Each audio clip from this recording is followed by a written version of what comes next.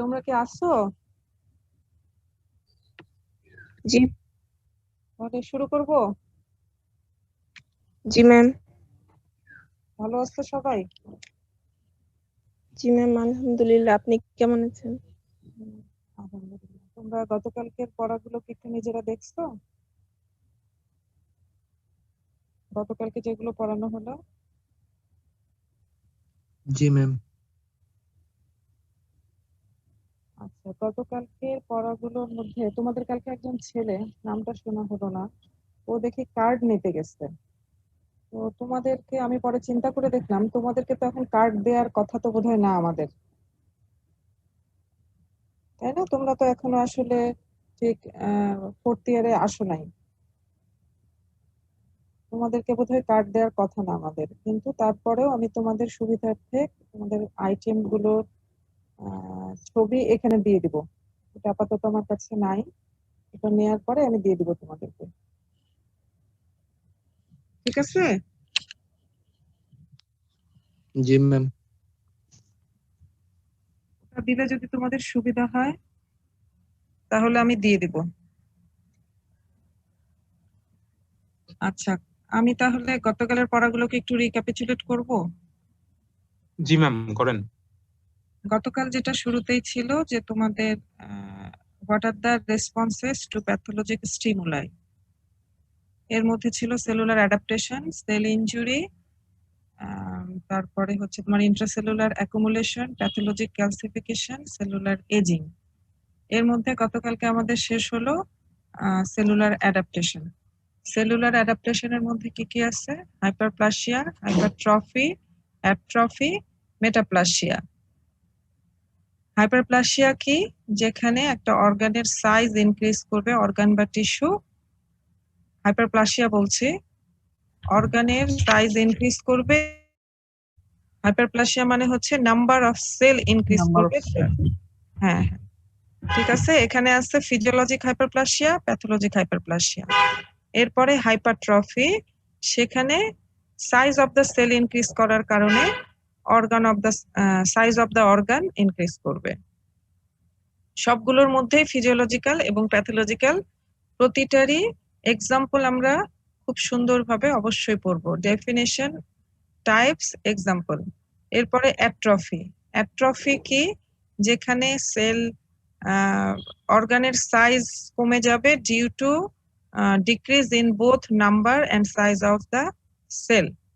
এখানেও ফিজিওলজিক্যাল এবং pathological atrophy দুইটাই আছে। তারপরে মেটাপ্লাসিয়া। মেটাপ্লাসিয়া কি হবে? এটা এক ধরনের চেঞ্জ যেখানে one kind of differentiated cell type is replaced by another another cell type, another differentiated cell type. এটা এপিথেলিয়াল হতে পারে, আবার মেসেনকাইমাল হতে পারে। এপিথেলিয়ালের মধ্যে স্কোয়ামাস টু কলামনার, আর একটা হচ্ছে কলামনার টু স্কোয়ামাস। মেটাপ্লাসিয়াটাকে বলা হয় ডাবল এজেড সোর্ড, কারণ এটা অ্যাডভার্স সিচুয়েশনে যেমন বেনিফিশিয়াল ইফেক্ট দেয়, ঠিক তেমনি এটা যদি লং টার্ম পারসিস্ট করে, যেই কারণে মেটাপ্লাসিয়াটা হবে, সেক্ষেত্রে এখানে কি হতে পারে? ম্যালিগনেন্ট ট্রান্সফরমেশন হতে পারে। তার মানে ম্যালিগনেন্ট পোটেনশিয়াল আছে। এই কারণে আমরা এটাকে বলা হয় ডাবল এজেড সোর্ড। মেটাপ্লাসিয়ার ইম্পর্টেন্স হচ্ছে এটাই। অবশ্যই অবশ্যই আমরা সব এক্সাম্পল গুলো মেটাপ্লাসিয়ার, সব বলতে রেসপিরেটরি ট্র্যাক্টেরটা মনে রাখলাম, যে তোমার একটা হচ্ছে ক্রনিক সিগারেট স্মোকিং, আরেকটা হচ্ছে ভিটামিন এ ডেফিসিয়েন্সি। আর আমরা যখন সিস্টেমিক প্যাথোলজি পড়বো সেখানে দেখবা যে গল ব্লাডারে আমরা অনেক সময় জিজ্ঞেস করি যে অ্যাপেন্ডিক্সে কি কি ডিজিজ হয়, একইভাবে জিজ্ঞেস করি যে গল ব্লাডারে কি কি ডিজিজ হয়। সেখানে আসবে যে গল ব্লাডারের নর্মাল লাইনিং হচ্ছে কলামনার এপিথেলিয়াম, কিন্তু সেখানে স্কোয়ামাস সেল কার্সিনোমাও হতে পারে। তাহলে স্বভাবতই কোশ্চেন আসবে যে এখানকার লাইনিং কলামনার এপিথেলিয়াম, তাহলে কেন এখানে স্কোয়ামাস সেল কার্সিনোমা হবে? এখানে স্কোয়ামাস সেল কার্সিনোমা হতে পারে তখনই যখন এই যে ওখানে লং টাইম ধরে যদি গল স্টোন থেকে থাকে, তখন সেখানকার কলামনার এপিথেলিয়াম মেটাপ্লাস্টিক চেঞ্জ হয়ে স্কোয়ামাস এপিথেলিয়ামে কনভার্ট হয়ে যাবে, এবং সেক্ষেত্রে সেখানে স্কোয়ামাস সেল কার্সিনোমা হতে পারে। আমি ক্লিয়ার তো? জি ম্যাডাম। আজকে আমরা শুরু করব সেল ইনজুরি। আর তোমাদেরকে যেটা বলে আসছে অবশ্যই সবগুলোরই ডেফিনেশন লাগবে। What is cellular adaptation, what is hypertrophy, hyperplasia, metaplasia, atrophy, সবগুলো লাগবে। ঠিক একইভাবে হোয়াট ইজ সেল ইনজুরি এটাও লাগবে, ডেফিনেশন অবশ্যই লাগবে for both viva and written. Viva শুরুই হবে what is cell injury, what is cellular adaptation, এভাবে শুরু হতে পারে। সেল ইনজুরি কি জিনিস এটা ডেফিনেশন এখানে উপরে যেটা দেয়া আছে, if the limit of adaptive responses are exceeded or if the cells are exposed to or if cells are exposed to injurious agents or stress, deprived of essential nutrients or compromised by mutations, a sequence of events follows that is termed cell injury. আমি তোমাদেরকে lecture mail করব না, তোমরা যদি বলো তাহলে আমি লেকচারটাকে আরেকটু স্লো করতে পারি। আমি যে ইম্পর্টেন্ট পয়েন্ট গুলো বলবো, যেমন এখানকার মধ্যে উপরের পোর্শন যেটা আছে সেটা তোমাদের লাগবে, তোমরা বইয়েও পাবে, তারপরেও যদি তোমরা চাও লিখে নিতে পারো, আমাকে তোমরা যদি এটা জানাও তাহলে আমি সেইভাবে ক্লাসটা নিব। আমি ক্লিয়ার? জি ম্যাম। তোমরা যদি চাও লিখে নিতে পারো। ক্লাসে যখন আমাদের এমনি ক্লাস হয়, ক্লাসে সবাই সাধারণত যেটা করে আমি অনেককে লিখতে দেখি। ঠিক আছে, তাহলে উপরের যে ডেফিনেশন আছে এখানে তোমাদের সেই জিনিসটা লাগবে, মুখস্থ লাগবে। ঠিক আছে, আমি সেল ইনজুরি এর আগে তোমাদেরকে বলছি, যখন একটা অ্যাডভার্স সিচুয়েশনে সেল পড়বে সেই সিচুয়েশনে সে প্রথমে অ্যাডাপশন করার চেষ্টা করবে। অ্যাডাপশন করার চেষ্টা করতে যে প্রথমে হয়তো তোমার সেলুলার অ্যাডাপ্টেশন যেগুলো সেগুলো হলো, কিন্তু যদি তোমার ইনজুরিটা পারসিস্ট করে যায় অথবা এটা শুরু থেকে এত বেশি হয় যে তোমার আর অ্যাডাপ্টেশনের কোনো স্কোপ থাকে না, সেক্ষেত্রে তোমার সেলুলার ইনজুরি হয়ে যাবে। অথবা কোনো কারণে যেগুলো সেলের এসেনশিয়াল নিউট্রিয়েন্টস সেগুলো যদি না পাওয়া যায়, অথবা কোনো কারণে যদি সেলের মধ্যে মিউটেশন হয়, সেই ক্ষেত্রে যে সিকোয়েন্স অফ ইভেন্টস গুলো হবে এগুলোকে আমরা সেল ইনজুরি বলছি। Sell injury is reversible up to a certain point, এটাও তোমাদের গতকালকেই বলা। সেলে যে চেঞ্জ গুলো হবে এই চেঞ্জ গুলো রিভার্সিবল। রিভার্সিবল মানে কি, the changes can reverse back to normal position, এটা একটা সার্টেন পয়েন্ট পর্যন্ত এটা রিভার্স করতে পারে। But if the stimulus persists, যদি সেটা থেকে যায় অথবা শুরু থেকে এত বেশি সিভিয়ার হয়, the cell suffers irreversible cell injury and ultimately cell death. Cell death is the ultimate result of cell injury.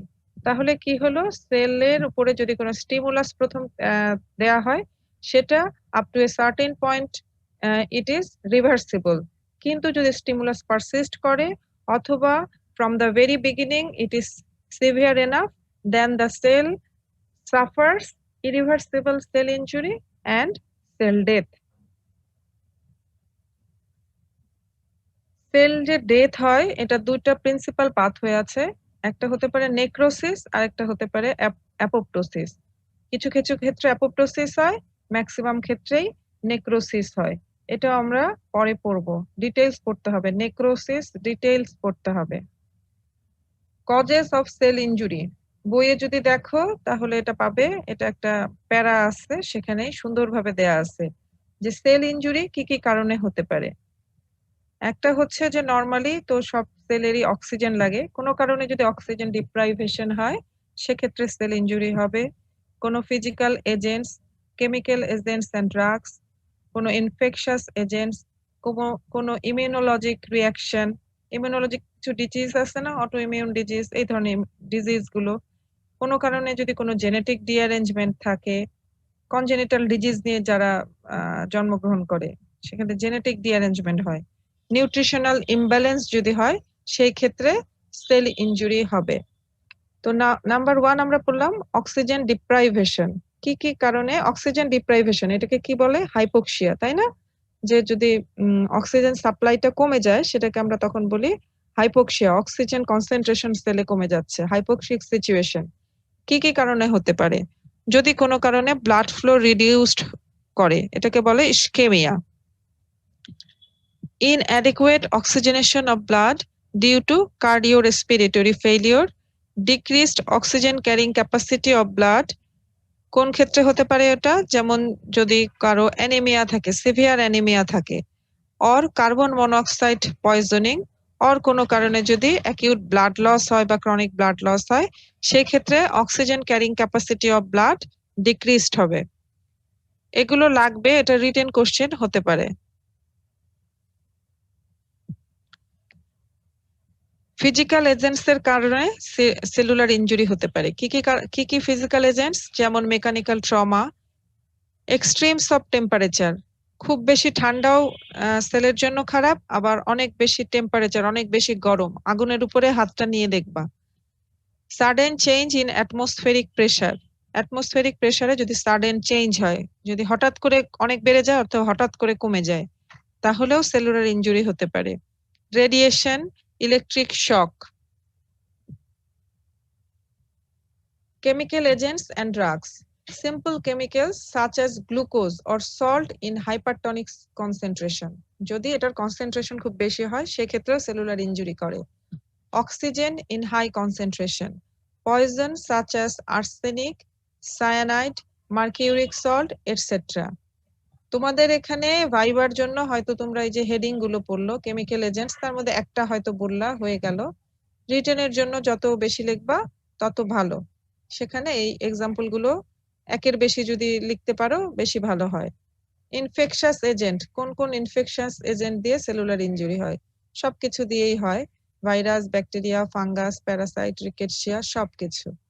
যেমন এখনকার সবচেয়ে আলোচিত, যে কারণে আমরা সবাই ঘরে বন্দি, করোনা ভাইরাস। কি করে এটা?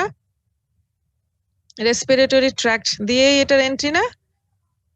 ইউজুয়ালি রেসপিরেটরি ট্র্যাক্ট দিয়ে এন্ট্রি, এটা লাংসে একেবারে শেষ করে ফেলে।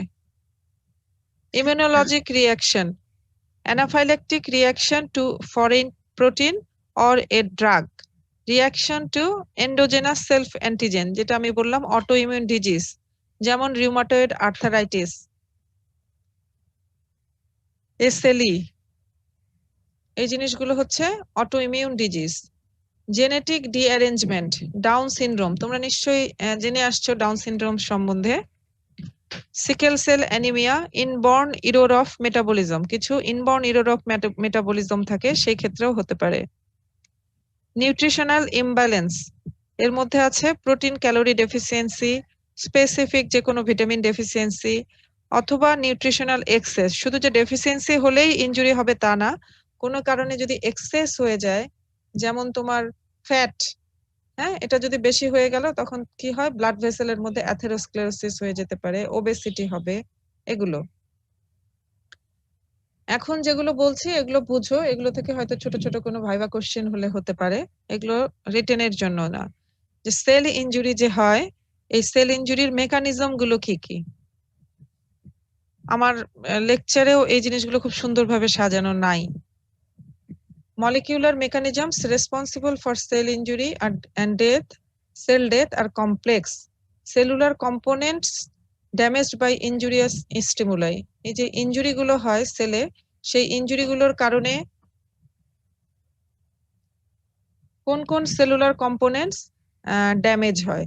Mitochondria, cell membrane, machinery of protein synthesis and packaging, DNA, এই জিনিসগুলো ড্যামেজ হয়। এবং এটিপি ডিপ্লেশন হয়। মাইটোকন্ড্রিয়া যে এটিপি, সেই এটিপিটা ডিপ্লেশন হয়, এবং যার কারণেই সাধারণত আলটিমেটলি নেক্রোসিস, সেল ডেথ হয়, যে নেক্রোটিক সেল ডেথ হয় এই এটিপি ডিপ্লেশনের কারণে। তো এটিপি ডিপ্লেশনের আগে জানতে হবে যে এটিপি প্রোডাকশন হয় কিভাবে। ATP produces by two pathways, একটা হচ্ছে অক্সিডেটিভ ফসফোরাইলেশন অফ এডিপি, আর একটা হচ্ছে গ্লাইকোলাইটিক পাথওয়ে। এগুলো মনে হয় আমরা পড়ে আসছি বায়োকেমিস্ট্রিতে। জি ম্যাম।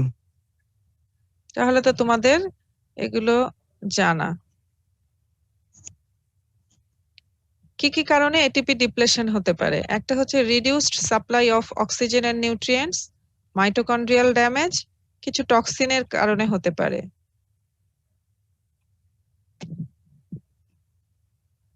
এটিপি ডিপ্লেশন হলে কি কি জিনিস হবে এটা তোমাদের একটু একটু লাগবে। হ্যাঁ, এই ছবিটা জাস্ট একটু জেনে রাখলেই হবে যে কোনো কারণে ইসকেমিয়া হলো, অক্সিডেটিভ ফসফোরাইলেশন কমে গেল, এটিপি প্রোডাকশন কমে গেল। এটিপি প্রোডাকশন যদি কমে যায় তাহলে কোন কোন জায়গায় এটা এফেক্ট করবে?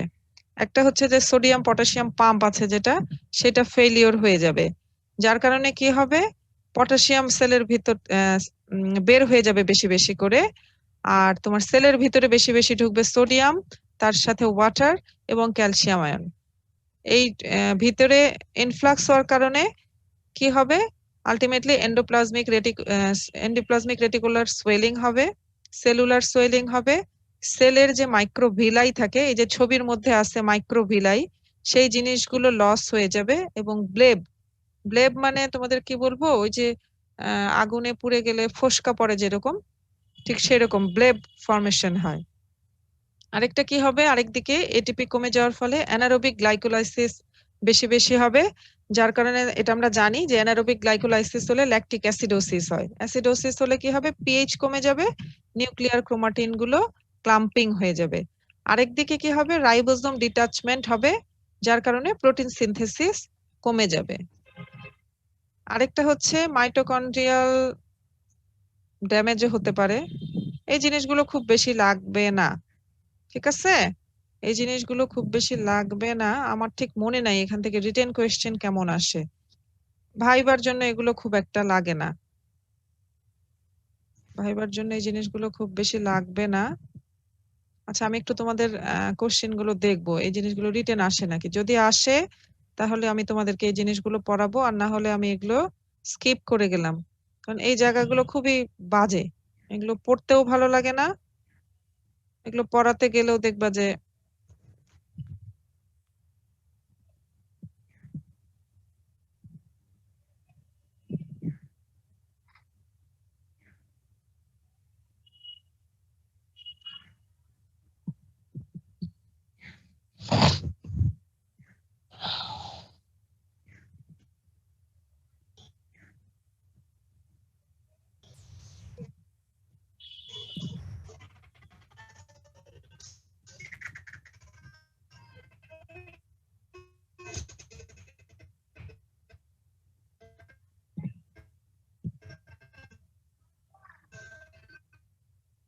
আমি একটু সরি, তোমাদের এই ক্লাসটা আমার খুব সুন্দরভাবে গুছানো নাই।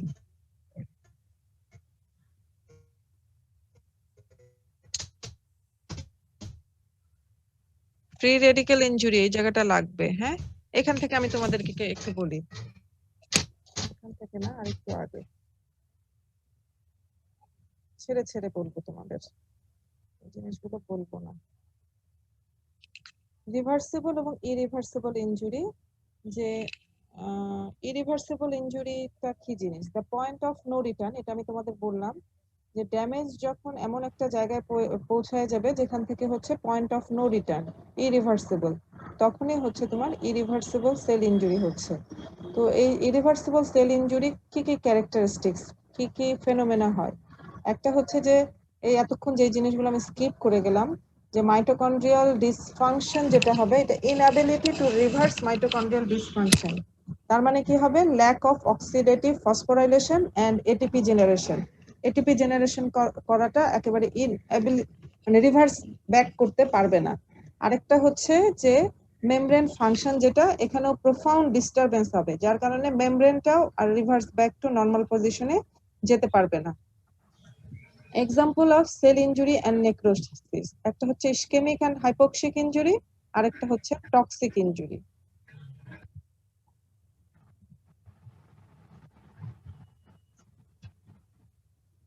না, এই জায়গাগুলো বাদ দিয়ে যাই, এগুলো লাগবে না তোমাদের।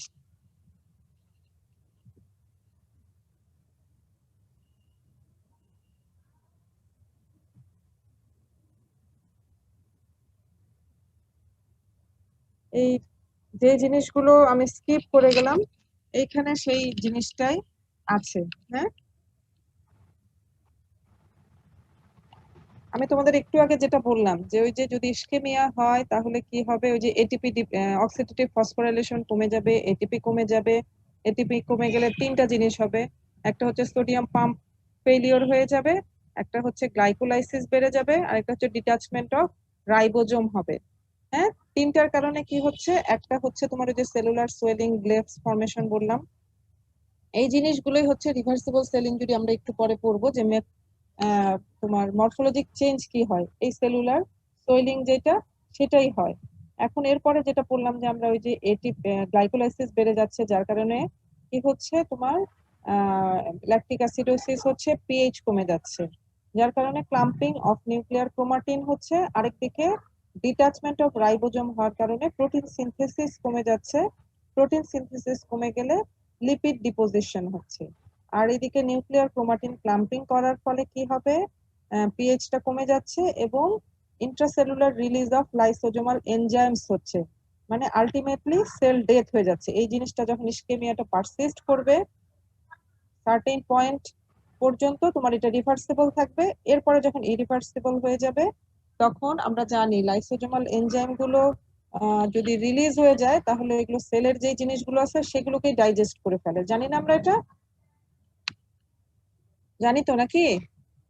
জি জি ম্যাম। ম্যাডাম। তোমাদের একটু রেসপন্স পেলে ভালো হয়। তাহলে আলটিমেটলি ইরিভার্সিবল সেল ইনজুরি হয়ে যাচ্ছে, ঠিক আছে? এখানে ওই জিনিসগুলোই বলা, এর আগে যেটা বললাম যে inability to reverse mitochondrial dysfunction even after resolution of original injury, মানে ইনজুরি এত বেশি হয়ে গেছে, যখন আমি ইনজুরিয়াস স্টিমুলাসটাকে উইথড্র করে নিলাম কিন্তু তারপরেও এটা আর নর্মাল অবস্থায় ফিরতে পারলো না। একটা হচ্ছে ওই যে এটিপি ডিপ্লেশন যেটা হচ্ছিল, অক্সিডেটিভ ফসফোরিলেশন কমে গেল, সেটাও রিভার্স ব্যাক করলো না। আরেকটা হলো যে মেমব্রেন ফাংশনে যে ডিস্টারবেন্স হলো সেটাও আর নর্মাল ফাংশনে আসলো না। ইসকেমিয়া রিপারফিউশন ইনজুরি, এটা হচ্ছে খুব ভালো পারলে হয়তো ধরা হতে পারে যে কোথাও যদি ইসকেমিয়া হয় বা ইসকেমিক টিস্যু হয়, এখানে যদি রেস্টোরেশন অফ ব্লাড ফ্লো করা হয়, it can promote recovery of cells if they are reversibly injured. ঠিক আছে, যে ইসকেমিক টিস্যু সেখানে রিভার্সিবল ইনজুরি হয়ে গেছে, সেখানে যদি আমি ব্লাড ফ্লোটা আবার নর্মাল ব্লাড ফ্লোটা রেস্টোরেশন করি তাহলে হয়তো এটা রিকভারি হয়ে যেতে পারে। কিন্তু এটা প্যারাডক্সিক্যালি কি করতে পারে, ইনজুরিটাকে আবার বাড়াতেও পারে, আবার সেল ডেথও করে ফেলতে পারে। As a consequence, reperfused tissue may sustain loss of cell in addition to the cells that are irreversibly damaged at the end of ischemia. This process is called ischemia reperfusion injury. ঠিক আছে, তাহলে ischemic tissue এখানে যদি আমরা restoration of blood flow করি তাহলে কোনো কোনো সময় এখানে রিকভারি তো হয়, কিন্তু তার সাথে মাঝে মাঝে ইনজুরিটাকে এক্সাজারেট করে এবং সেল ডেথ হয়ে যায়। এটাকেই বলা হয় ইসকেমিয়া রিপারফিউশন ইনজুরি। মেকানিজমে আর গেলাম না, মেমব্রেন ড্যামেজ এটা তো গেলাম না। এটা অবশ্যই রাখবে, what is free radical, free radical sell injury কি কি, ফ্রি রেডিকেল গুলো কি কি আছে, এগুলো কিভাবে সেল ইনজুরি করে, এটা রিটেন ভাইবা দুইটার জন্যই important. Free radical induced cell injury is an important, আচ্ছা এখানে ইম্পর্টেন্ট এর 10 পাত গেছে, mechanism of cell damage in many pathologic conditions such as chemical and radiation injury, ischemia reperfusion injury। এই যে ischemia reperfusion injury যেটা পড়লাম সেখানে কেন হয়, এখানে ফ্রি রেডিক্যাল জেনারেশন হয়, cellular ageing, microbial killing by phagocytes, এই ক্ষেত্রগুলোতে ফ্রি রেডিক্যাল প্রোডাকশন হয় যার মাধ্যমে সেল ইনজুরি হয়। What is free radical? Free radicals are chemical species that have a single unpaired electron in an outer orbit. ঠিক আছে, definition অবশ্যই লাগবে। What is free radical? Free radical গুলো হলো chemical species that have a single unpaired electron in an outer orbit. Unpaired electrons are highly reactive, attack and modify, এই জিনিসগুলো আর মুখস্থ লাগবে না, প্রথমটা মুখস্থ লাগবে। আনপেয়ার্ড ইলেকট্রন যেগুলো আছে সেগুলো হচ্ছে হাইলি রিঅ্যাক্টিভ, এগুলো অ্যাটাক করে এবং মডিফাই করে adjacent molecules such as inorganic or organic chemical like protein, lipid, carbohydrates, many of which are key components of cell membranes and nuclei. Free radical initiates autocatalytic reaction whereby molecules with which they react are themselves converted into free radicals, thus propagate the chain of damage.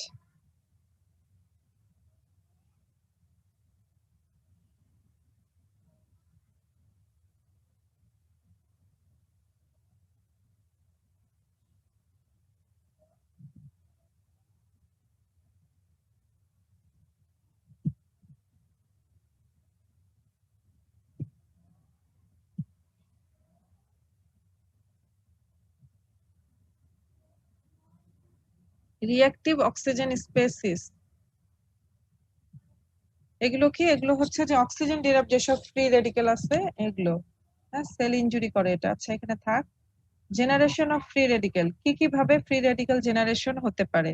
The reduction oxidation reaction that occurs during normal metabolic process like absorption of radiant energy, যেমন ultraviolet light, X-ray, ঠিক আছে? এই ক্ষেত্রগুলোতে তোমার free radical production হতে পারে। Hydroxyl, তোমাদের এত কিছু লাগবে না, তোমাদের লাগবে যে মানে কি কি ফ্রি রেডিক্যাল আছে। তাহলে একটা হচ্ছে যে during absorption of radiant energy, এই সময় তোমার ফ্রি রেডিক্যাল তৈরি হতে পারে। ডিউরিং ইনফ্লামেশন ফ্রি রেডিক্যাল তৈরি হতে পারে। Enzymatic metabolism of exogenous chemicals or drugs, যেমন কার্বন টেট্রাক্লোরাইড থেকে কার্বন ট্রাইক্লোরাইড, এটাও একটা হচ্ছে তোমার free radical. Transition metals, copper, iron, which donate or accept free electron during intracellular reaction and catalyze free radical formation. Nitric oxide is converted to form reactive peroxynitrite anion. আচ্ছা, pathologic effect free radical কি কি করতে পারে? তাহলে আমি অনেক কিছু বললাম, এত কিছু দরকার নাই, তোমাদের এখানে জানতে হবে what is free radical and what are the free radicals, কি কি ফ্রি রেডিক্যাল আছে। ফ্রি রেডিক্যাল রিমুভাল কিভাবে হয়? আমাদের শরীরে ফ্রি রেডিক্যাল কিন্তু জেনারেশন হচ্ছে, কিন্তু ফ্রি রেডিক্যাল ইনডিউস ইনজুরি তো সবসময় হচ্ছে না। এগুলো কি কিভাবে রিমুভ করা যায়? একটা হচ্ছে স্পন্টেনিয়াসলি ডিকে হয়ে যায়।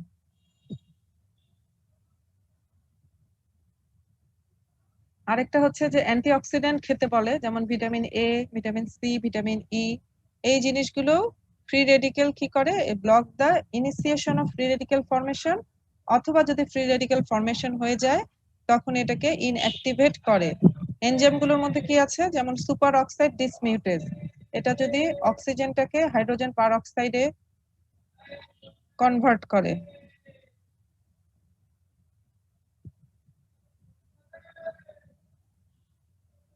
আজকের ক্লাসটা আমি ভালো নিতে পারলাম না, ঠিক আছে? তাহলে ফ্রি রেডিক্যাল থেকে তোমাদের লাগবে হচ্ছে যে হোয়াট ইজ ফ্রি রেডিক্যাল, কি কি ফ্রি রেডিক্যাল আছে, আর ফ্রি রেডিক্যাল রিমুভাল হয় কি কি ভাবে। এখানে আছে ফ্রি রেডিক্যাল তোমার যে ইনজুরি গুলো করে কি কি প্যাথোলজিক ইফেক্ট হয়।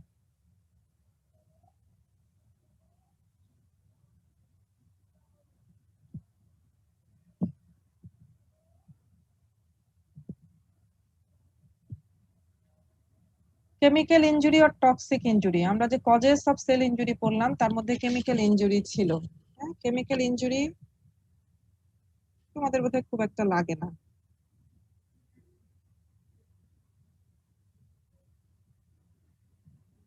লাগবে না তোমাদের এটা।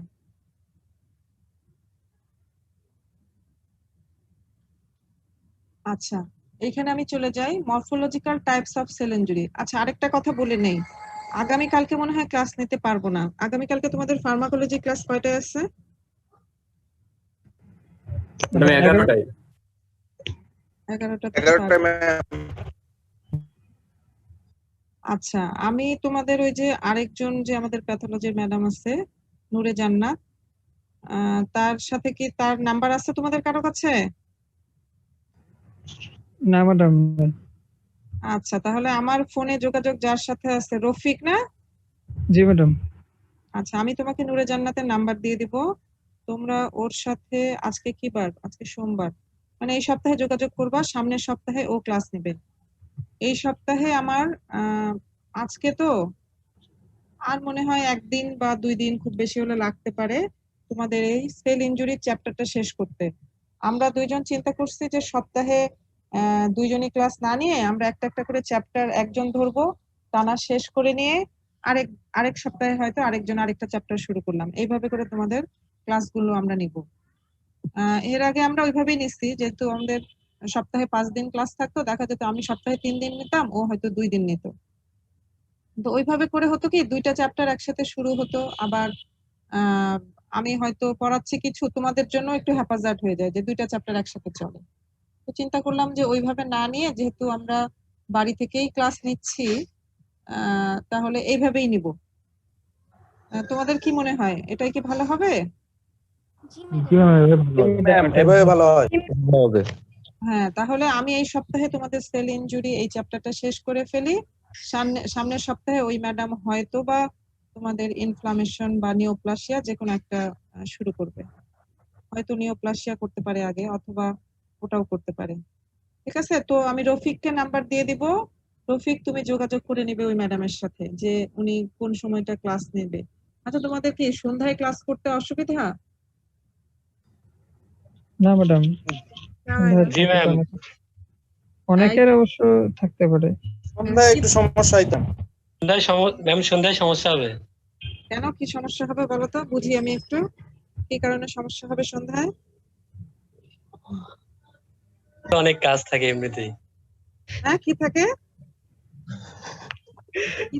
কি থাকে? অনেক কাজ থাকে ম্যাম ওই সময়। অনেক কাজ থাকে, তাও আবার একটা ছেলের মুখ থেকে শুনতেছি আমি। কি কাজ করো তুমি বাসায়? কয় ভাই বোন তোমরা? ম্যাম বাসার বাইরে অনেক তো কাজ, মানে এই বাসার বাইরে তো কাজ থাকা যাবে না তোমাদের। এই সময়ে বাসার বাইরে যেন কাজ না থাকে, সেজন্যই তো এভাবে ক্লাস।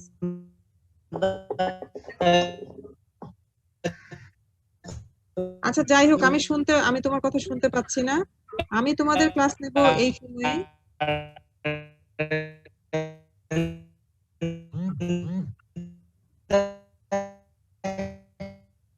মাইকটা মিউট করো, নেটওয়ার্কের সমস্যা মনে হয়। আচ্ছা, আমারটা তোমাদের শুনতে কি কোনো অসুবিধা হয়? আমার নেটওয়ার্ক না ম্যাম, না, আপনার কথা ঠিক আছে, ক্লিয়ার ম্যাম। আচ্ছা, ঠিক আছে। আমি তোমাদের ক্লাস এরকম সকালেই নিব। হ্যাঁ, সকাল 9টা থেকে 10টায় আমি ক্লাস নিব। এখন ওই ম্যাডামের কি করবে এটা তোমাদের ওর সাথে কথা বলে ঠিক করে নিতে হবে। ও কালকে আমি যখন বললাম, ও বললো যে আর কি, যে সন্ধ্যায় নিতে পারলে ভালো হতো, সকালবেলা তো একটু সমস্যা। তো যাই হোক, দেখো তোমাদের সমস্যা হলে সকালে নিলে ম্যাম মাথা একটু ফ্রেশ থাকে, মানে বোঝা যায় ভালো।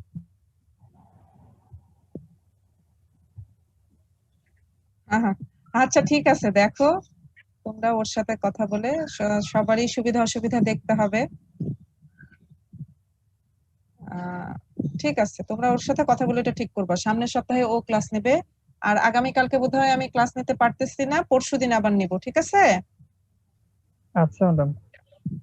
আচ্ছা, এখন আমি আর একটুখানি বলে আমি আজকে শেষ করে ফেলবো যে morphological types of cell injury কি কি আছে। রিভার্সিবল সেল ইনজুরি এবং irreversible cell injury. Reversible cell ইনজুরিতে কি কি ধরনের মরফোলজিক্যাল চেঞ্জ হতে পারে? একটা হচ্ছে সেলুলার সোয়েলিং হতে পারে, ফ্যাটি চেঞ্জ হতে পারে। এরপরে ইরিভার্সিবল ইনজুরি হয়ে যাবে এবং আলটিমেটলি সেল ডেথ দুই ভাবে হতে পারে। একটা নেক্রোসিস হতে পারে, আর একটা হচ্ছে অ্যাপোপ্টোসিস হতে পারে। এই নেক্রোসিসের আগে পর্যন্ত পড়ে শেষ করে দেবো আমি। যত ফাস্ট আগাচ্ছি তাতে তো মনে হচ্ছে যে আমার, জানি না, আর একটা ক্লাসেই শেষ হয়ে যায় কিনা। শেষ হয়ে গেলে শেষ দিন তোমাদের পরীক্ষা নেব নাকি? না ম্যাম। না ma'am. One kind of item. Ma'am বাসার বই নাই, আইটেম নিয়েন না। ও, বাসায় তোমাদের বই নাই না? অনেকে মানে এখনো নিতে পারেনি। মাঝে মধ্যে এমনি ধরেন ম্যাম, কিন্তু পড়ে নিয়ে মাঝে মধ্যে ধরবো, ঠিক আছে, তোমাদেরকে শেষ দিনে পড়া ধরবো, অথবা নেক্সট দিনেও ধরতে পারি। আচ্ছা, cellular swelling, it is the first manifestation of almost all forms of injury to cells. Macroscopically, the organ becomes paler, increased turgor, and increased in weight. Microscopically আমরা কি দেখতে পাবো? মাইক্রোস্কোপিক ফিচার খুব একটা দরকার নাই। মোট কথা হচ্ছে সেলটা তোমার ফুলে যাবে, বড় হয়ে যাবে, সেলুলার সোয়েলিং হবে। রিভার্সিবল চেঞ্জের যে মরফোলজিক চেঞ্জ, তার মধ্যে একটা হচ্ছে সেলুলার সোয়েলিং, আরেকটা হচ্ছে ফ্যাটি চেঞ্জ। ফ্যাটি চেঞ্জে কি হয়? It is manifested by appearance of small or large lipid vacuoles in the cytoplasm. It occurs in hypoxia and various forms of toxic injuries. এর একটা এক্সাম্পল হচ্ছে ফ্যাটি চেঞ্জ ইন লিভার। এটা আবার intracellular accumulation হবে fatty change. আচ্ছা, আজকে আমি এই পর্যন্তই রাখি। নেক্সট দিনে আমরা নেক্রোসিস পড়বো এবং পড়া ধরবো। ঠিক আছে? নেক্রোসিস খুব ইম্পর্টেন্ট। ম্যাম ইনশাআল্লাহ। খুব বেশি আর বাকি নাই, 2টা ক্লাসে আমার হয়ে যাবে ইনশাআল্লাহ। আমি বৃহস্পতিবারে শেষ করে ফেলবো।